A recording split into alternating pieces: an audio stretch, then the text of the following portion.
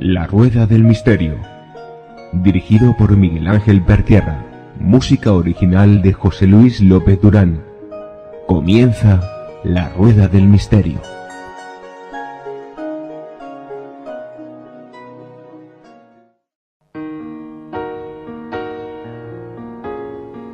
Mecenas es la cualidad de protección o ayuda dispensada a una actividad cultural, artística o científica. En La Rueda del Misterio hemos creado la posibilidad de que apoyes activamente al programa para que pueda continuar difundiendo eso que nos gusta, el misterio con letras mayúsculas. En nuestro canal de iVoox puedes apoyarnos con lo que puedas, si así lo deseas. Y para ello hemos creado una pestaña para que contribuyas a la continuidad de este programa. Pon tu granito de arena para que la rueda nunca deje de rodar.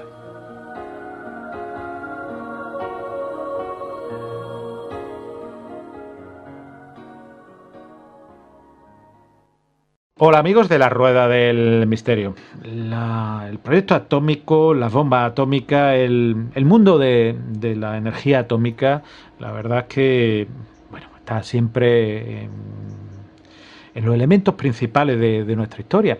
Y desde hace más de un siglo, esa energía atómica pues comenzó a rodar. Comenzó a rodar con Rutherford y otros investigadores. Hoy estamos aquí con Juan Gómez, director de Nueva Dimensión Radio, y realmente colaborador de programas de Radio Nacional de España como Espacio en Blanco, Cuarto Milenio y otros muchísimos elementos más. No vamos a decir el currículo entero de Juan, lo conocéis. La verdad es que le tengo un gran aprecio a él y a Rocío. Y vamos a hablar de su libro, de su último libro. ¿Os acordáis que estuvimos hablando de su libro sobre las cuevas y sus misterios? Del editorial Luciérnaga. Hoy vamos a hablar de otro libro, El experimento atómico, de editorial Guante Blanco. Juan, de nuevo bienvenido aquí a tu programa, La Rueda del Misterio. No solo bienvenido, sino bien hallado y entre amigos, que eso desde luego da un placer absoluto, así que encantadísimo de estar en esta Rueda del Misterio, Miguel Ángel. Yo de verdad, Juan, estoy súper encantado de poder hablar contigo, aunque la excusa sea hablar de tu libro. Juan, de las cuevas a la energía y a las bombas atómicas. Es un cambio radical, ¿no?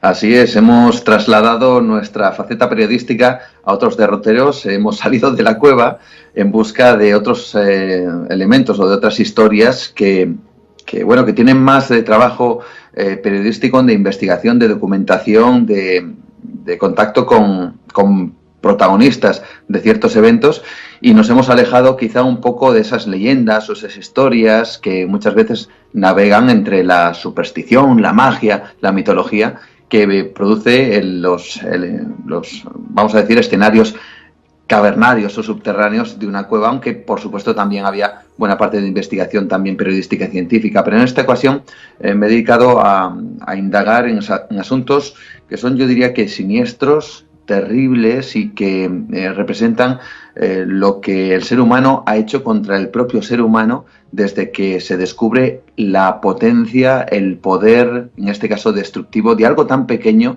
Miguel Ángel, como es el átomo. El átomo cuya energía pues nos puede curar, como ocurre en la radioterapia, por ejemplo, o nos puede destruir, como en la bomba atómica. Pero el mundo de los proyectos atómicos, del proyecto atómico, de la energía atómica como destrucción, no han contado muchas cosas, pero no siempre la verdad, ¿no, Juan? Así es. Yo recuerdo, fíjate, seguramente que tú también, Miguel Ángel, y muchos de los oyentes que nos están escuchando, si tienen edad suficiente, de cómo al menos yo, cuando era adolescente, veía por la televisión cómo anunciaban, por ejemplo, la creación de centrales nucleares, incluso en España y en buena parte del mundo, en Europa, en Estados Unidos, y cómo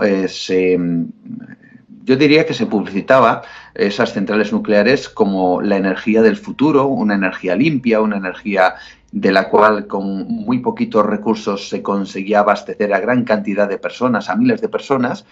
Y por otro lado, cómo había un sector de la población amplio en donde se oponía frontalmente a esa energía nuclear. Y yo me preguntaba cómo era posible, si eso era así, si la energía nuclear era tan maravillosa, tan excelente, tan limpia y casi ilimitada, como tal y como nos lo hacían ver, cómo era posible que hubiera grupos de personas que se negaran a que se construyeran esas centrales, a que esa energía no se pusiera en marcha.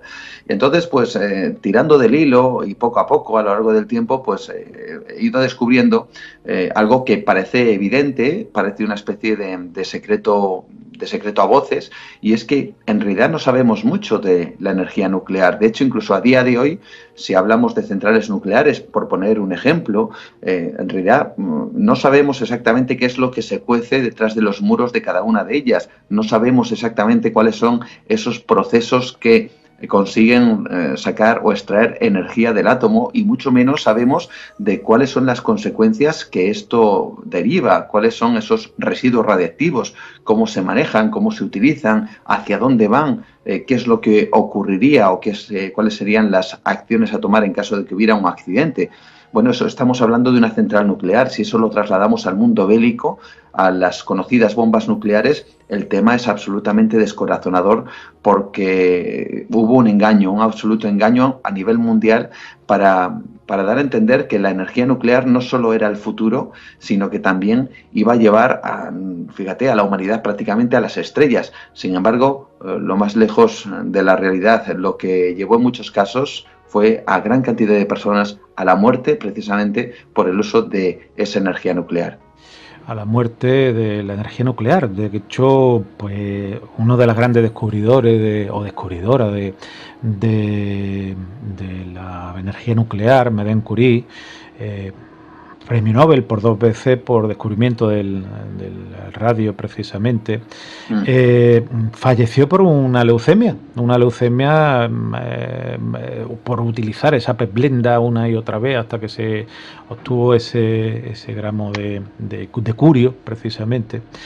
Y bueno, realmente esa energía nuclear que tú tratas en tu libro, Juan, en tu libro Experimento Atómico, el experimento atómico, donde también paraísos maravillosos, porque vemos normalmente la foto en Arizona o en Nuevo México principalmente, sí, pero paraísos como Bikini, que no es la prenda femenina que se ponen para bañarse, sino los atolones de Bikini, pues seguirán muchos años contaminados, ¿no? Bueno, no solo es que seguirá muchos años contaminados, sino que probablemente durante siglos, muchos siglos, nadie pueda habitar allí de manera permanente. Ahora, en este mismo instante, mientras estamos hablando, ese atolón de Bikini, que es uno de los lugares de tierra, es decir, una de las islas que componen las Islas Marshall en el Pacífico Sur, su acceso es prohibido. Nadie puede vivir en ese lugar debido a la cantidad de radiación que permanece después de las pruebas nucleares que realizó Estados Unidos allí durante la década de los 40 y la década de los 50. Allí se detonaron, fíjate, la friolera de 67 bombas nucleares, nada más y nada menos.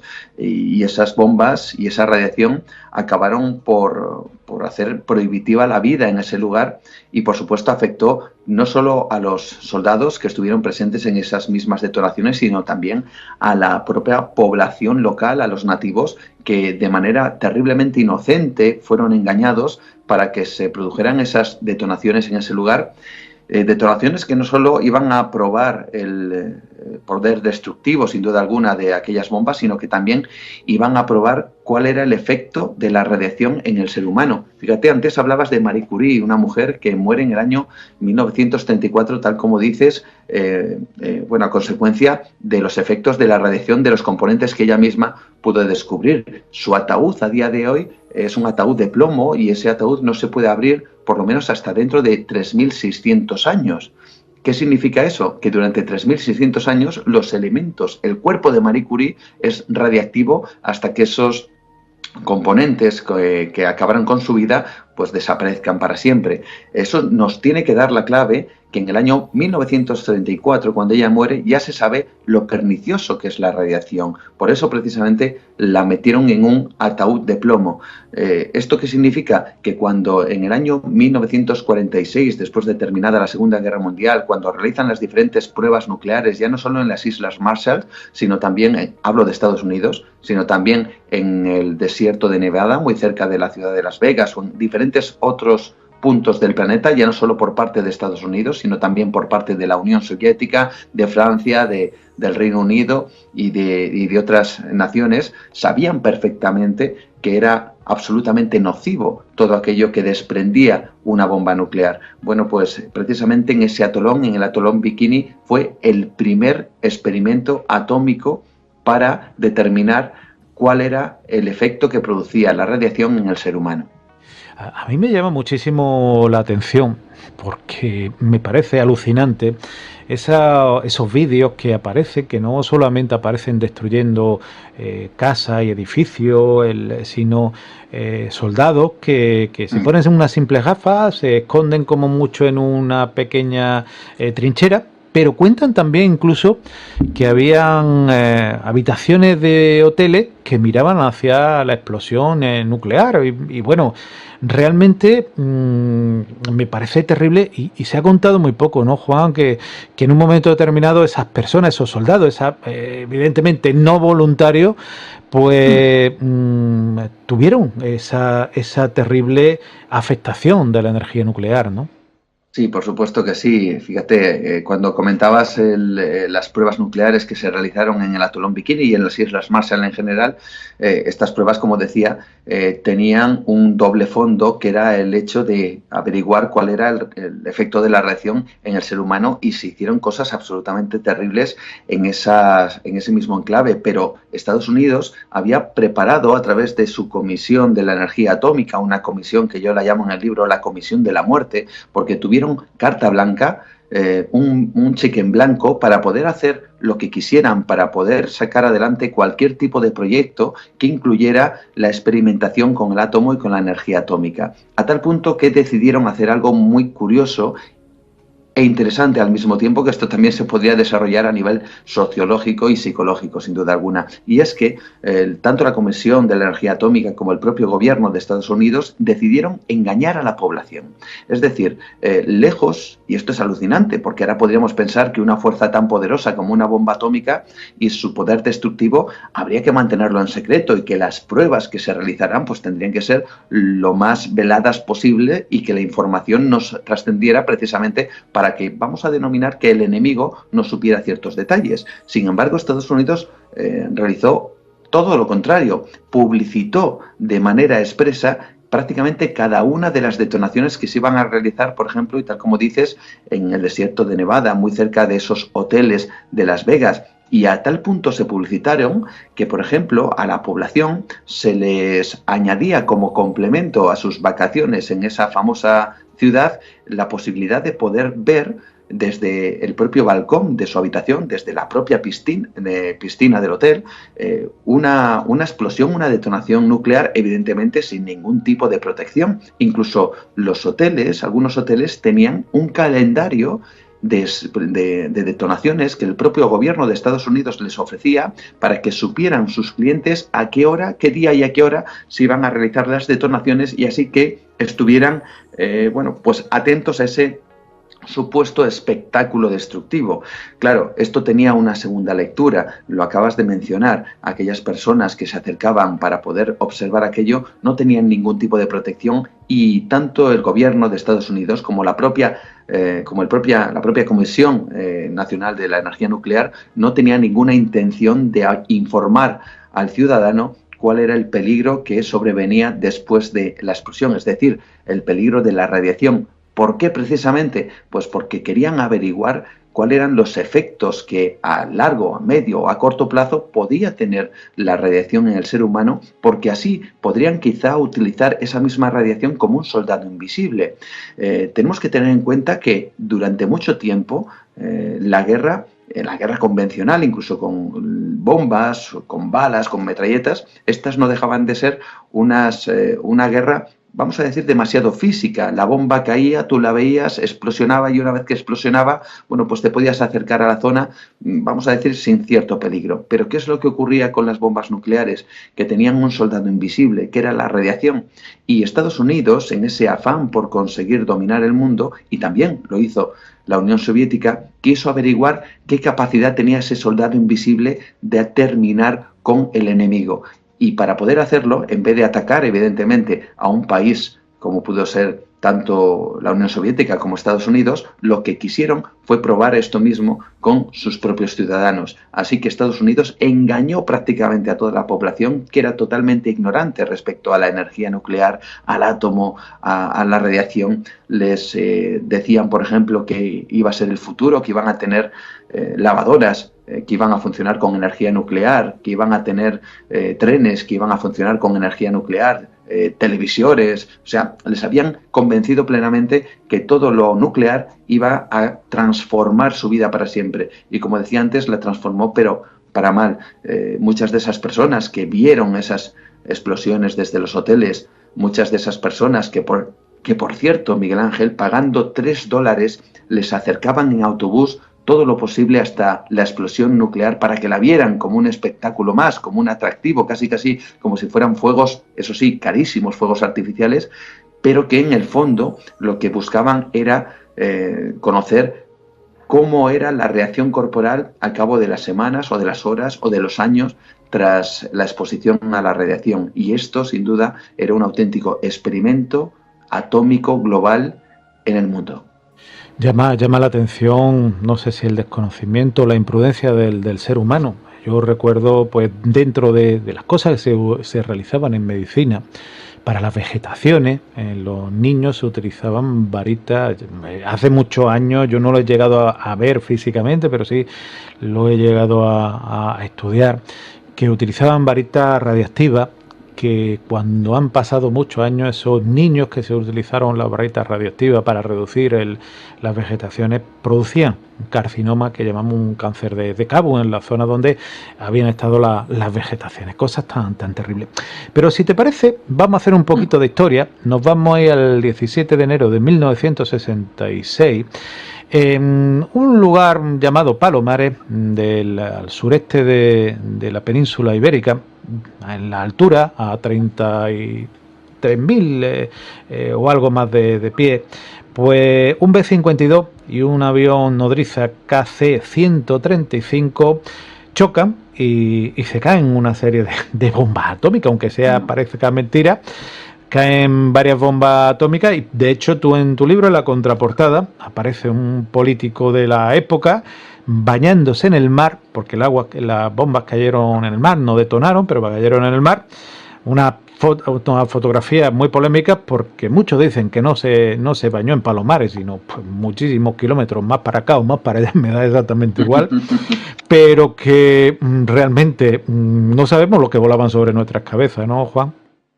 Sí, efectivamente, el famoso incidente de Palomares, ese tal, como has mencionado, 17 de enero de 1966, donde es cierto, hay un accidente, un avión, un B-52, alberga en sus bodegas 4 bombas nucleares y en el tránsito, mientras precisamente volaba por la vertical de Almería, iba a realizar una maniobra de repostaje aéreo con otro avión, en este caso el que has nombrado, el KC-135. Lo que ocurre es que esa maniobra sale mal, los dos aviones chocan, se produce un fatal accidente, buena parte de la tripulación fallece y caen esas bombas. Por cierto, 2 de ellas caen al mar y 2 de ellas terminan en tierra. Hay que decir que tuvimos mucha suerte porque una de esas bombas se activó el componente detonante. Lo que ocurre es que gracias a ciertos sistemas de seguridad que ya tenían esas bombas atómicas, no se completó la cadena, vamos a decir, la mecha que podía haber detonado finalmente el núcleo atómico de estas bombas. Y bueno, pues ahora mismo, por supuesto, y gracias a Dios, no tenemos un cráter atómico en la zona de Palomares, pero estuvimos a punto. Bien, esa fotografía que también mencionas del que fuera Manuel Fraga, y por cierto, el que también fuera emisario o secretario de Estados Unidos, un tal Angel Vidal Duke, que por cierto dijo una frase, yo creo que bastante lapidaria en ese momento, cuando se produce esa fotografía donde se están bañando para que viera el mundo que no había nada que temer, que la radiación de esas bombas que habían caído en el mar no habían afectado a ninguna parte. Pues este hombre, el embajador, dijo algo así como: si esto es radioactividad, a mí me encanta. Algo totalmente demoledor, teniendo en cuenta que, tal como dices, no se había realizado la fotografía en ninguna playa de Palomares, sino que se había realizado en Mojácar, es decir, a varios kilómetros del lugar donde supuestamente había caído la bomba. Ellos sabían perfectamente que la radiación estaba presente, pero escenificaron esa fotografía para dar a entender tanto al personal civil como también al personal militar que también andaba por la zona, que no había nada que temer. Pero claro, nadie estuvo allí en esa playa para poder verlo. ¿Por qué? Pues porque directamente no se bañaron en ninguna playa de Palomares. A partir de ahí, hay quien asegura que ese accidente fue utilizado o fue aprovechado para realizar un auténtico experimento humano, ya no solo con los propios civiles, ya no solo con la propia población de Palomares, sino también con los propios militares americanos, que fueron de manera inmediata y en una operación secreta a limpiar los sedimentos que habían quedado irradiados por el plutonio, que es cierto que aunque no habían estallado las bombas, sí habían dejado verter su terrible carga radioactiva, en este caso el plutonio. Y lo que hicieron las autoridades fue, una vez que se supo el accidente y que las bombas habían caído en ese lugar en concreto de Almería, llamaron a todos los soldados y más que a todos los soldados, a todo el personal de las bases aéreas o las bases que tenía Estados Unidos en ese momento en España. Y cuando llamó a todos, me refiero incluso hasta el cocinero, hasta el conserje, el que guardaba la portilla de la puerta de entrada de las bases.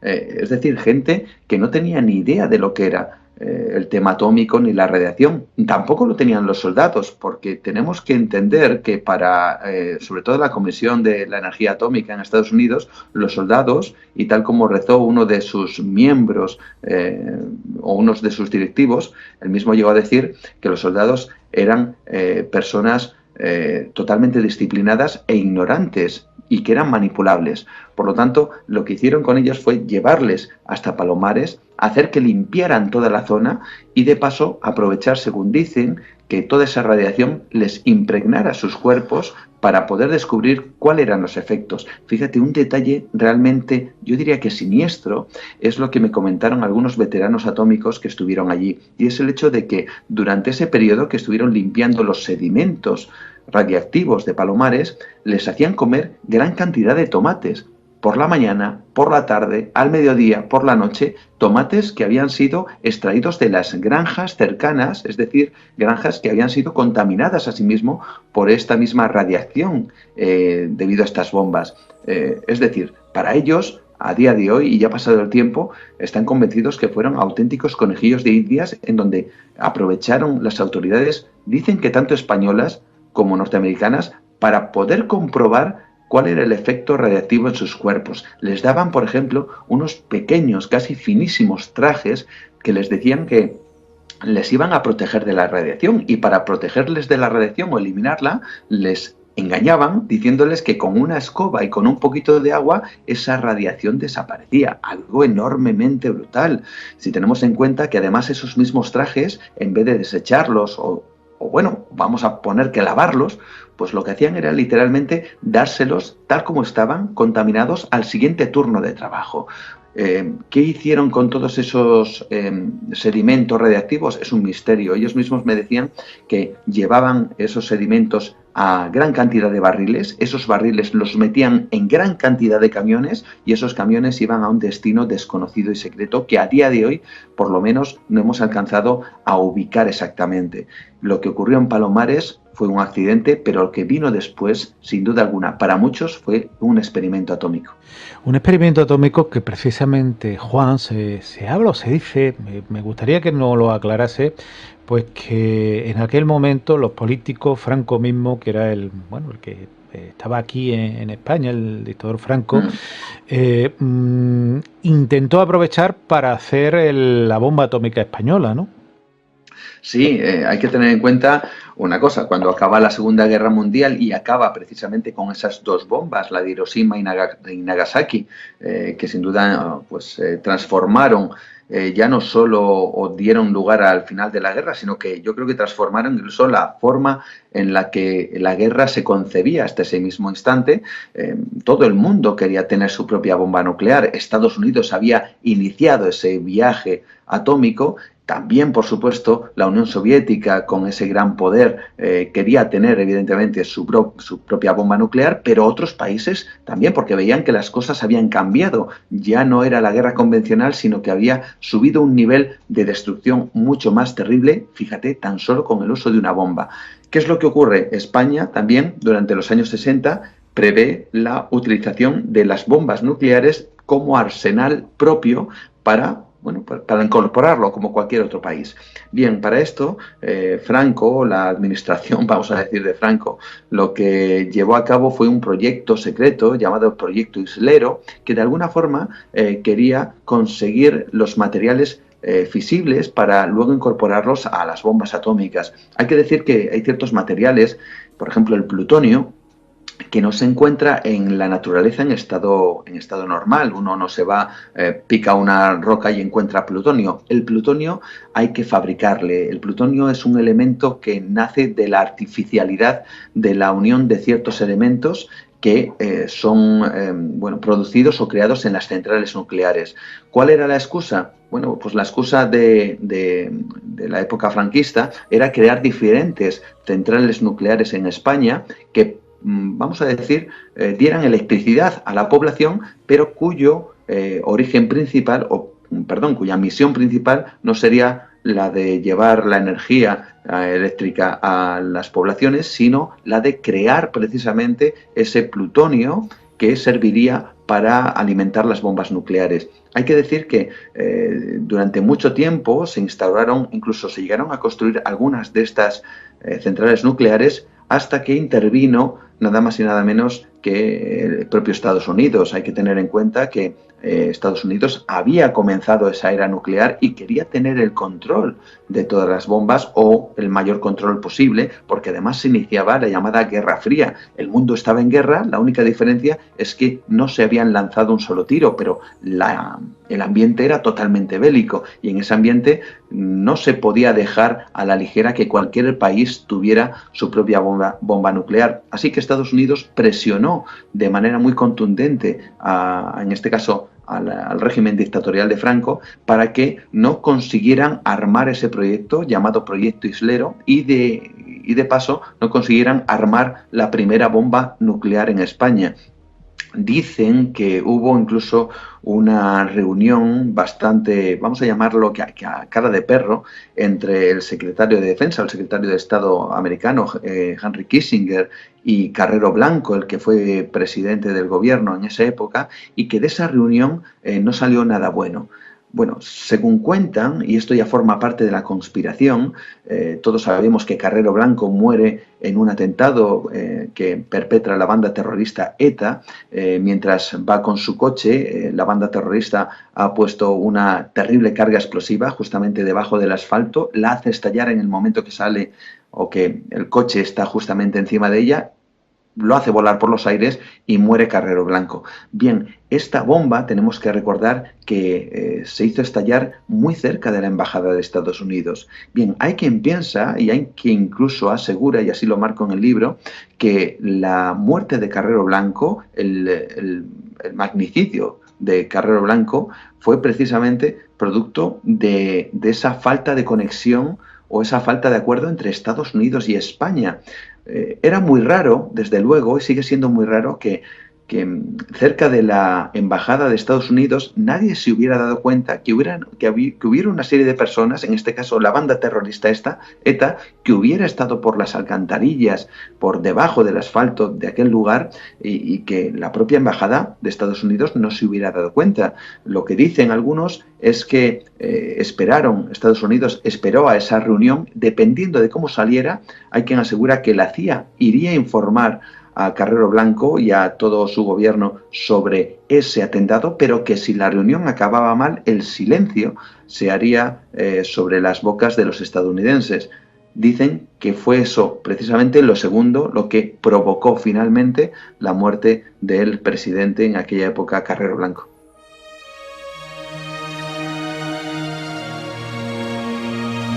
Están escuchando La Rueda del Misterio.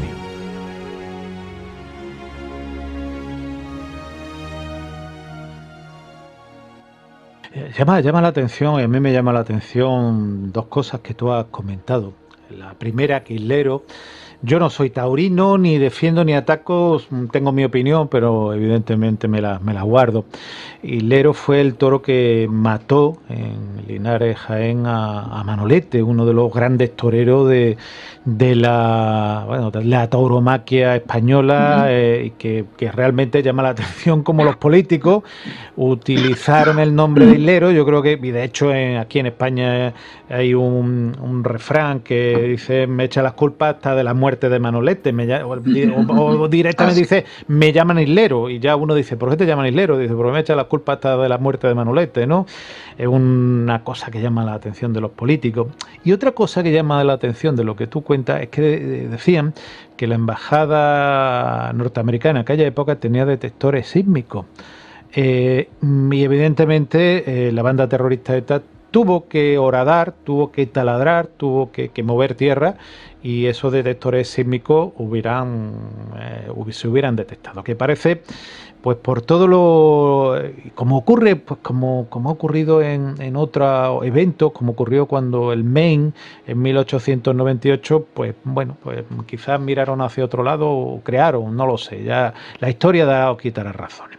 Juan, ahí hay una cosa que me llama la atención, porque bueno, uno piensa que la energía atómica, pues lugares de bomba o en centrales nucleares, pero bueno, yo recuerdo en junio del 1979, me acuerdo perfectamente dónde estaba. Yo vivía en Huelva, muy cerca de la central de Telefónica. Iba a una cosa de salud con mi padre, el hombre lo acompañaba yo en el coche, y recuerdo que daban por la radio la muerte, pues a lo mejor los jóvenes no lo conocen, pero en nuestra época, o en mi época sobre todo, sí se conocía, John Wayne, que moría de un cáncer de estómago. Realmente era un cáncer de estómago, un cáncer cervical con metástasis. Por eso John Wayne, este actor de películas sobre todo de western, aunque tiene otras muchísimas películas, pero se le recuerda sobre todo por las películas de western, llevaba un pañuelo en el cuello por la deformidad que le producía este tumor. Realmente parece que todo vino a raíz de una película llamada en inglés The Conqueror y El Conquistador, el Conquistador de Mongolia, una película que tú recoges en tu libro, producida en 1956 por Howard Hughes, que se emperró de hacerlo. Howard Hughes, el que aparece en El Aviador, fue el director o el dueño de la RKO, de la TUA, si no recuerdo mal. Lo estoy diciendo, lo de la TUA lo estoy diciendo de memoria.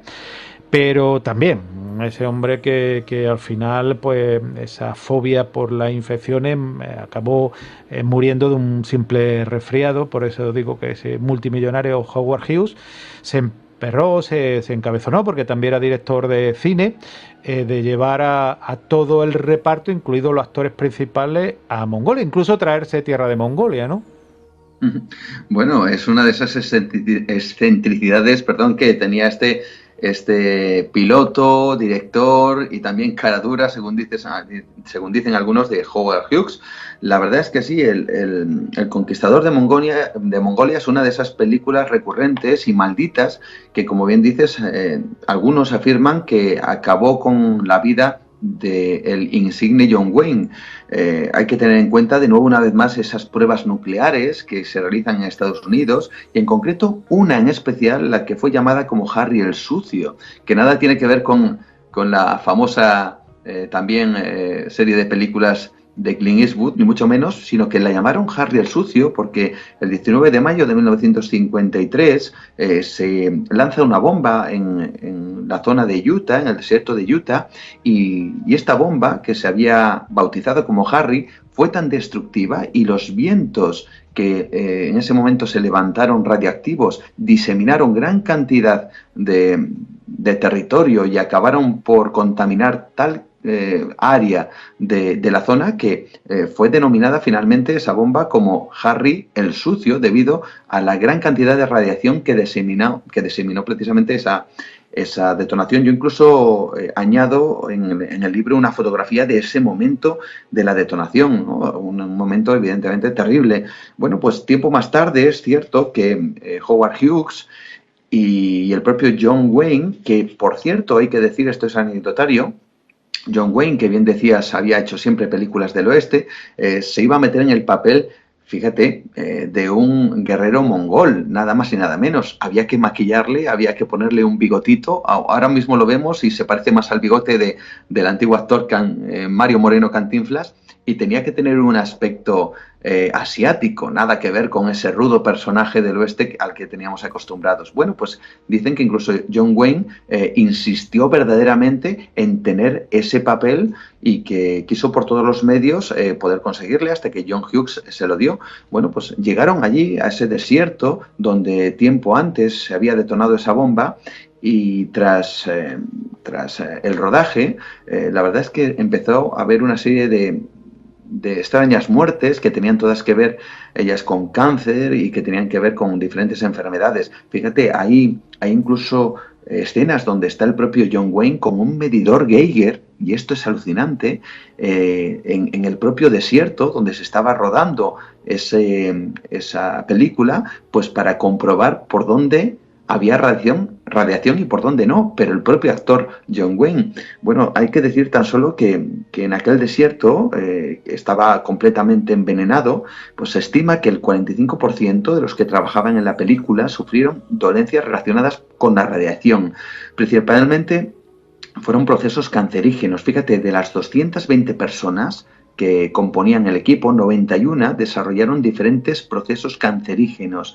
Pero es que 25 años después, más del 40% del equipo había desarrollado cáncer y 46 de ellos habían muerto, incluido, por cierto, Victor Young, el que sería el compositor de la banda sonora, además de los diferentes personajes, sobre todo el principal, John Wayne, que moriría en los años 80, dicen que de un cáncer de estómago producto de esa película maldita llamada El Conquistador de Mongolia, que por cierto no solo fue maldita por ese efecto radiactivo, sino que también fue un auténtico desastre en taquilla, porque todo el mundo estaba acostumbrado a ver a John Wayne subido encima de un caballo y siendo un rudo y aguerrido personaje del oeste. Así que no casó, y el público no llevó muy bien eso de verle disfrazado de un mongol. En cualquier caso, a pesar de todo esto, la película no consiguió su reconocimiento en taquilla y acabó con la vida de muchos de los que formaban el equipo de rodaje. Realmente hay una cuenta de 90 y tantas personas que fallecieron de forma directa por ese rodaje, ese terrible rodaje que bueno, realmente se llevó a muchísimas personas. El más conocido quizá fue John Wayne, y bueno, realmente, como digo, muchas veces la historia supera, o la realidad supera la ficción. Hay una cosa en tu libro que yo muchas cosas que no conozco, pero una que me llama mucho la atención.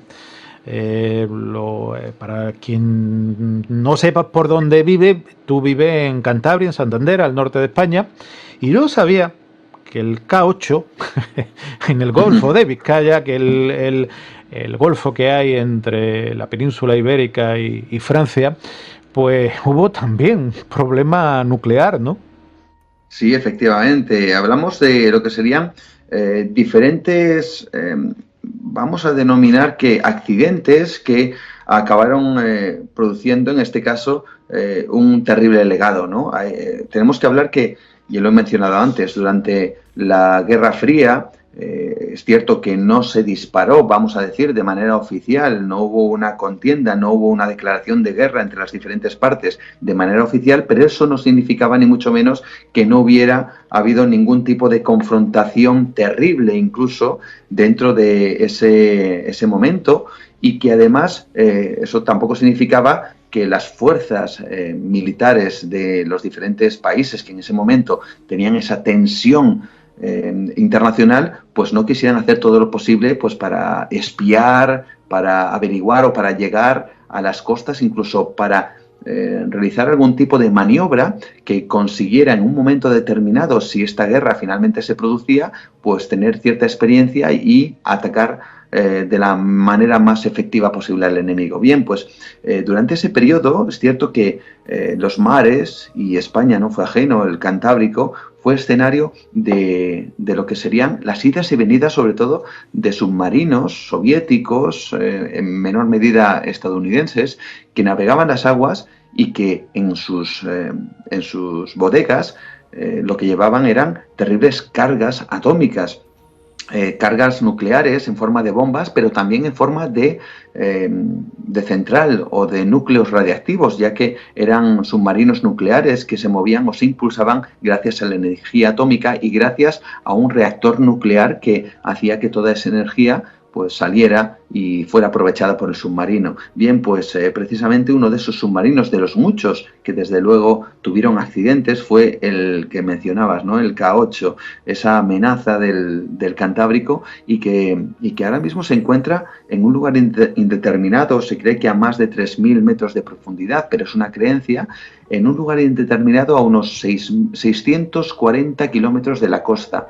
Hay quien afirma que el lugar más o menos estaría a esos 640 kilómetros de la costa de Galicia, pero lo cierto es que no sabemos exactamente en qué punto, y no lo sabemos porque fue un accidente que se produjo durante unas maniobras. En concreto fue en el 8 de abril de 1970, cuando un submarino atómico sufrió un accidente y cayó hundido en las aguas del Golfo, del Golfo de Vizcaya. A partir de ese momento se desata lo que a día de hoy es casi como una especie de puerta al miedo a qué es lo que va a suceder con ese submarino, porque le tenemos bajo las aguas cerca de la costa de España, en el Cantábrico, con una carga que es extraña porque hay quien dice que tiene en su haber cerca de 20, más o menos aproximadamente, 20 bombas nucleares. Otros afirman que tiene menos, pero en cualquier caso todos están de acuerdo en que hay bombas nucleares, y además el reactor que movía ese submarino quedó claramente dañado, y dicen que incluso durante el accidente este reactor empezó a fusionarse, es decir, empezó a tener la reacción que casi tuvo el reactor de Chernóbil, por ponernos un ejemplo, pero en mitad del mar. Bien, pues ese núcleo permanece irradiando todo tipo de elementos contaminantes al mar, y todavía permanecen esas cabezas nucleares de las cuales no sabemos cómo es su estado en la actualidad. Los únicos que verdaderamente saben dónde está este submarino son las autoridades soviéticas, ya que ese submarino es soviético y, por supuesto, es una información secreta y velada. Hay quien afirma desde las autoridades españolas que las rusas en la actualidad dan información de cómo está la situación en ese punto en concreto del Cantábrico, sobre cuestiones de picos de radiación o cómo está la situación del submarino, pero poco más se sabe acerca de esta auténtica amenaza en el Cantábrico, este submarino K8 que tuvo un accidente, que se partió además literalmente en dos, y que, por cierto, no solo contiene esas bombas nucleares, no solo contiene ese reactor, sino que además contiene, yo creo que son más de 120 cadáveres de los que en su día compusieron su tripulación. Realmente dicen que para enfriar un núcleo de un reactor le hace falta agua, y desde luego agua no le va a faltar. El tema que la contaminación. Tú has hablado de de otro lugar, yo creo que emblemático en el mundo y que tú tratas en tu fantástico libro, El experimento atómico, de Editorial Guante Blanco, Juan, como es Chernobyl. Pero Chernobyl, todos los oyentes seguro que conocen o lo han escuchado, en 1986. De hecho, en una serie que se ha emitido recientemente, le echan la culpa a un tal Díaz Ló, cuando parece ser que era un tal Akimov, el jefe de nocturno, porque alguien, o dicen, o según las investigaciones, porque tampoco queda muy claro, alguien introdujo las barras de uranio demasiado rápido. Hubo un desastre, lo conocemos, y bueno, yo recuerdo, Chernobyl está en Ucrania, recuerdo que decían que no tomásemos fruta en aquella época, ni verdura, ni hortaliza de esa zona. La verdad que era muy difícil el saberlo, pero curiosamente en tu libro se habla también de un Chernobyl aquí en nuestra península ibérica, ¿no? Sí, yo le llamo el Chernóbil español, porque desde luego si el Chernóbil que conocemos, el que ahora mismo ha puesto de moda esa serie de HBO, pues desde luego causó una verdadera conmoción, y hay que decir que durante al menos 3 días fue un absoluto secreto, ya que las autoridades soviéticas no informaron absolutamente a nadie de lo que se estaba produciendo en ese lugar de Ucrania. Hay que decir que en España, incluso a día de hoy, muy pocos conocen que tuvimos un auténtico casi desastre. Bueno, de hecho fue un desastre nuclear, aunque evidentemente no bajo las proporciones del Chernóbil. Pero yo le llamo así porque pudo ser absolutamente terrible, y hasta cierto punto a día de hoy no sabemos las consecuencias. Mira, todo esto ocurre durante los años 70 en pleno Madrid, en San Juan de Vigón. Hablamos de la zona de la Universidad Complutense, en este caso, ¿no? De la Avenida Complutense de Madrid. Bien, España, si recordarás, en ese proyecto islero, en ese afán de tener esa bomba nuclear, hay que decir que quería montar esa red de centrales nucleares, pero una cosa es montar la red y otra cosa es tener el personal cualificado suficiente para poder manejarla una vez montada. Bien, pues España en ese proyecto, una de las cosas que quiso realizar fue la compra, y así de hecho lo hizo y se lo compró a España, una mini central nuclear, un núcleo en sí radiactivo llamado Coral 1, y que serviría a los técnicos españoles para ir ensayando, para ir, vamos a decir que familiarizándose con lo que sería el uso de lo atómico dentro de una central nuclear, algo así como una especie de campo de pruebas. Bien, lo que ocurre es que esta mini central nuclear estaba activa y como tal producía efectos y desechos radiactivos. ¿Qué es lo que ocurre? Bueno, pues en un momento determinado, exactamente a las 11 de la mañana del 7 de noviembre de 1970, es decir, hace muy poquitos días, si viajamos atrás en el tiempo, casi cumplimos ese aniversario, alguien, no sabemos quién, técnicos, y vamos a ponerlo entre comillas lo de técnicos porque eran novatos en estas lides, cogieron grandes toneladas de desechos radioactivos que había producido esa minicentral nuclear. ¿Y sabes por dónde los tiraron, Miguel Ángel? Ni idea. Me imagino por el cuarto de baño, vete tú a saber. Prácticamente los tiraron por el sumidero abajo, por las alcantarillas. Eran, si no recuerdo mal, 70 toneladas de desechos radiactivos que llegaron a las alcantarillas, que llegaron hasta el río Manzanares, que del Manzanares se unieron con el Jarama, que del Jarama se unieron al río Tajo, que como bien sabéis, o como bien sabes, es el río más largo de España, que cruza prácticamente desde la mitad hasta Portugal, hasta Lisboa, y esa radiación llegó a detectarse incluso en Lisboa. Bien, todos esos desechos se fueron acumulando poco a poco en las riberas de los ríos y fueron alimentando la tierra, que al mismo tiempo alimentaba esas hortalizas, esas verduras que mencionabas antes, y que empezaron a contaminar todo el suelo de la zona. Claro, los granjeros, los agricultores, poco sabían de que había ocurrido un accidente así que seguían produciendo sus alimentos y seguían vendiéndolos en el mercado. Fíjate, tiempo más tarde, y no te hablo de 3 días como ocurrió en Chernóbil, te hablo de entre 2 y 4 meses después, las autoridades fueron informando poco a poco a los diferentes agricultores de la zona de que, bueno, algo había ocurrido y que tenían que llevarse sus verduras, sus frutas, las hortalizas que llevaban, pero jamás les informaron de la realidad de ese acto, la realidad de ese, vamos a decir, robo de verduras por parte de las autoridades. En algunos casos les habían informado que había ocurrido un escape de gasoil, en otros que estaban probando un nuevo fertilizante y tenían que llevarse el producto de su cosecha, pero jamás les informaron, de manera que, aunque se llevaban parte de su producción, la otra parte la vendían en los mercados. Esto fue absolutamente terrible. Bien, toda esa gran cantidad de verduras, toda esa gran cantidad de material que fue decomisada, finalmente fue llevada a un lugar secreto por parte del CIEMAT, que es el Centro de Investigaciones Energéticas, Medioambientales y Tecnológicas en España, y los componentes del CIEMAT cogieron todo eso, lo metieron en un búnker que ahora mismo está situado en un lugar secreto que supuestamente está confinando toda la radiación de esas verduras y de todo el elemento orgánico que en su momento absorbió toda aquella contaminación.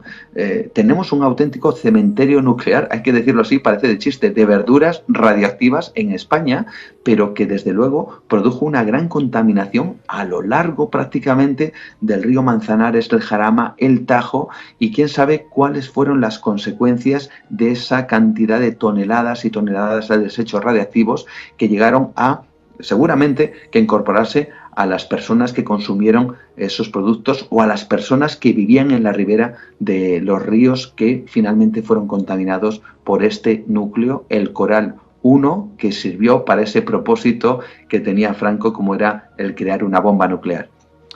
Bueno, la verdad es que, como se suele decir muchas veces, es alucinante y la verdad, la realidad supera muchísimas veces la ficción, pero a mí me gustaría, porque en tu libro también trata de ello y solamente estamos haciendo el tráiler de tu libro, el tráiler de tu libro, El experimento atómico, de Editorial Guante Blanco.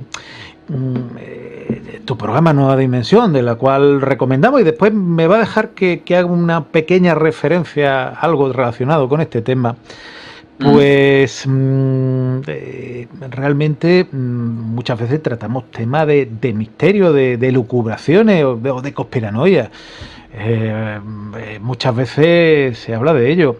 Y bueno, tú sabes que después de diciembre de 1972, dice mucha gente que los americanos o los rusos, y voy a hablar en tema Román Paladino, en tema vulgar, se hincharon de bombardear la Luna, que por eso no han vuelto a la Luna, ¿no, Juan? Todo el mundo lo sabe.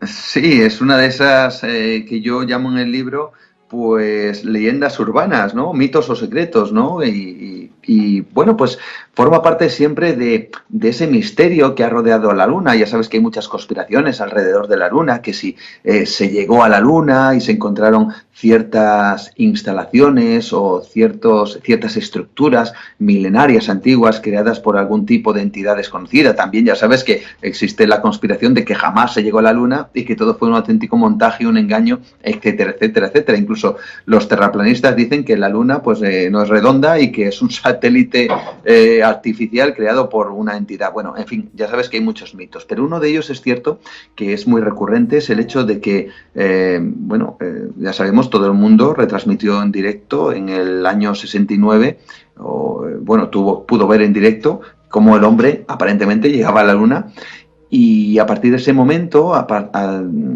hubo varias misiones más y luego se dejó de ir. Bueno, pues una de las teorías que se apunta es que aquellos astronautas encontraron diferentes, como decía antes, extrañas construcciones que no habían sido, por supuesto, creadas por el hombre, sino que supuestamente por algún tipo de entidad o de humanidad, quién sabe si lejana, o puede que de seres venidos de otro mundo. Bien, y una de las cosas que se dice es que no se volvió porque hubo varias misiones en donde se lanzaron bombas nucleares para destruir precisamente esas estructuras, y que por eso el hombre no ha vuelto a la Luna. Es un mito más, pero quizá haya algo de verdad en todo esto.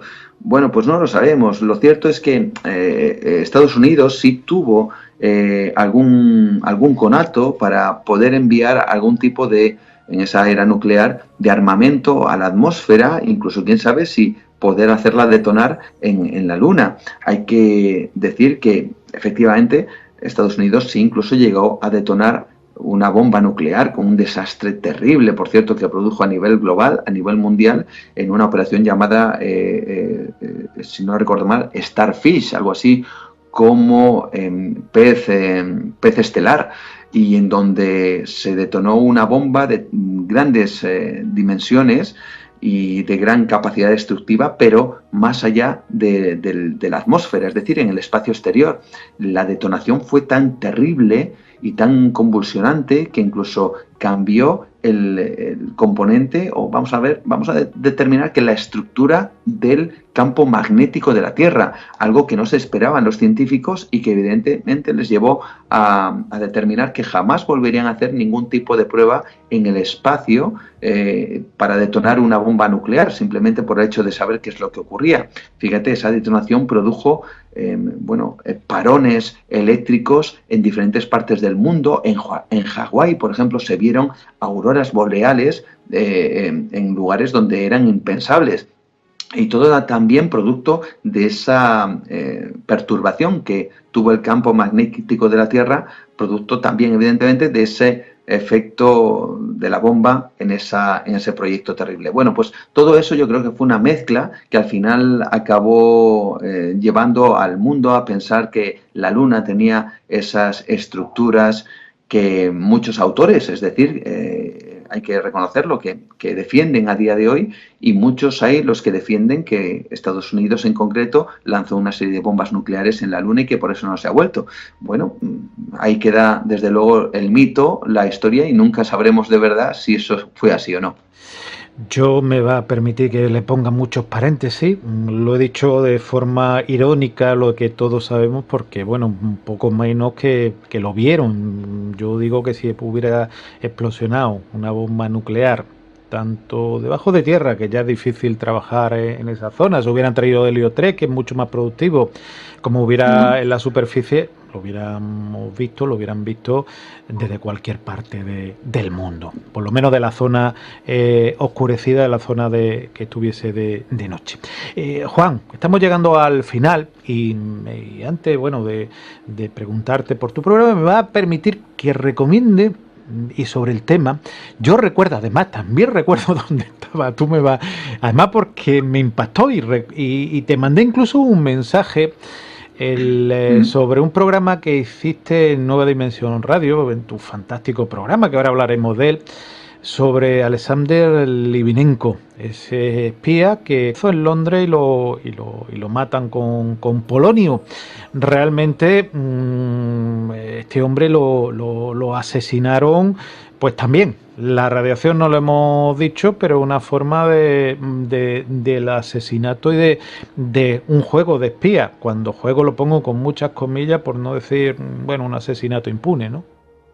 Sí, desde luego, fíjate, el crimen casi perfecto que le llaman incluso contra el que fue exespía ruso, bien lo has nombrado, Alexander Litvinenko. Fue en Londres además y desde luego fue uno de esos casos que gracias a que se produjeron quizá en tiempos, estamos hablando del año 2016, pues se pudo de alguna forma determinar que la radiación se utilizaba para acabar con la vida de ciertas personas que resultaban incómodas para según qué países. Era desde luego que es un caso realmente terrible el que llevó a las portadas, además de este hombre. Yo recuerdo a Alexander Litvinenko en un hospital totalmente descompuesta la cara, ya sin pelo, y lo que poco podían hacer el equipo médico era esperar que su organismo aguantara la radiación, porque hay que decir que la radiación no siempre es mortal de necesidad, porque vamos a poner este ejemplo, aunque no sea realmente exacto, pero es como cuando una persona se quema, cuando una persona sufre grandes y terribles heridas o producto de que se ha quemado, el cuerpo puede reaccionar y llegar a superar todo eso, ¿no? Pues lo mismo también ocurre con la radiación. Por eso hay personas que con la radiación acaban sucumbiendo a enfermedades y a dolencias de manera casi súbita, y otras personas quizá con ese mismo nivel de radiación pueden aguantar más tiempo, incluso años, porque su sistema inmunológico pues puede superar durante tiempo esa terrible contaminación en el cuerpo, ¿no? Bueno, pues evidentemente eso, que se sabe que en niveles muy altos es prácticamente intolerable, se ha utilizado por los servicios secretos para acabar con la vida de quizá muchos personajes que pudieran ser incómodos, entre ellos el que acabas de nombrar, Alexander Litvinenko, que muere afectado por polonio y que acaba en su vida en un hospital, eso sí, sin saber exactamente cuál es ese terrible secreto o esa terrible información que debería de poseer para que le llevaran a finalmente a acabar con su vida. Como digo, la realidad supera la ficción, y yo de verdad que recomiendo que escuchéis ese apartado que tú haces en Nueva Dimensión Radio. Yo solamente voy a hacer me voy a confesar. Recuerdo de pequeño, yo tuve la oportunidad de ver un reloj con radio. Además lo trajeron a casa, yo era pequeño, pero se me quedó marcado cómo cerraban la habitación y se veía esa fosforescencia o luminiscencia del radio.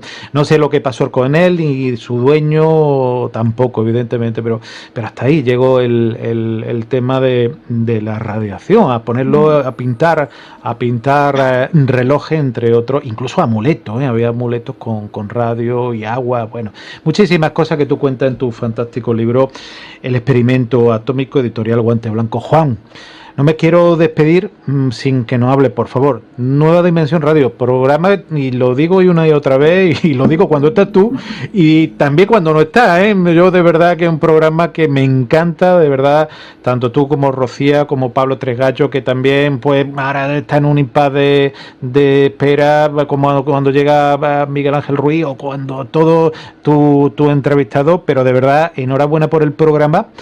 Pero cuéntanos, los oyentes, Nueva Dimensión Radio, un fantástico programa que realiza. Pues es un programa hermano, tú lo sabes, es una frase que no es mía, pero que acuño como mía, eso de que hay que compartir y no competir. Y desde luego, tanto aquí en La Rueda del Misterio, que ya lo sabes, y en Nueva Dimensión, el trabajo que realizo, lo que intentamos es compartir, divulgar y hacer que los oyentes se sientan atraídos por un formato de radio en donde hablamos de misterio, donde hablamos de historia, donde hablamos de tecnología, donde hablamos de conspiración, por supuesto que sí, y donde en definitiva lo que intentamos es conectar, ¿no?, con todas aquellas inquietudes, esas curiosidades que siempre quizá hemos tenido desde muy niños y que ahora tenemos la oportunidad ya no solo de investigar, sino también de poder divulgar bajo una herramienta poderosísima que es la radio, que es Internet, que podemos alcanzar muchas orejas, muchos oyentes, donde antes, por supuesto, por las limitaciones tecnológicas no se podía llegar. En Nueva Dimensión intentamos todo eso, hacerlo de una manera atractiva, traer temas lo más variados, lo más interesantes y también, en algunos casos, por supuesto, lo más diferentes posibles para que descubramos que esto del misterio no solo son ovnis, fantasmas, apariciones y desapariciones misteriosas, sino que hay mucho más. Y por supuesto lo hacemos en ese programa que se llama Nueva Dimensión todos los viernes con esos grandes invitados, con esos grandes colaboradores. Por cierto, Pablo volverá, yo creo que para diciembre, enero ya le tendremos de nuevo en los micrófonos de Nueva Dimensión. Y por supuesto disfrutando, sobre todo eso, disfrutando con amigos, como puede ser tú, como puede ser muchas de las personas que pasan por el programa. Tú también has pasado, Miguel Ángel, en alguna ocasión precisamente con tus trabajos extraordinarios e increíbles, y por supuesto estoy convencido que seguiremos compartiendo mucha rueda del misterio, mucha Nueva Dimensión, y seguiremos teniendo encuentros maravillosos, ya no solo de manera radiofónica como esta, sino también encuentros en persona que ya sabes que son verdaderamente agradables. Totalmente agradable. Yo añadiría y compartir, aprender y disfrutar. Aprender con H sin H. Lo digo muchas veces con Nueva Dimensión Radio y con tu libro que hemos traído hoy, El experimento atómico, de editorial Guante Blanco. Juan, de verdad que ha sido un disfrute y te lo digo de corazón, te lo he dicho antes de empezar y sabes que para mí es todo un placer tenerte aquí y sobre todo también vernos en persona. Eso es fundamental y tenemos que lograrlo dentro de muy poquito. De verdad que enhorabuena por tu trabajo, tus trabajos, y muchísimas gracias y un fuerte abrazo. Sabes, Miguel Ángel, que el placer es absolutamente mío y te lo digo absolutamente de corazón también. Un abrazo fuerte.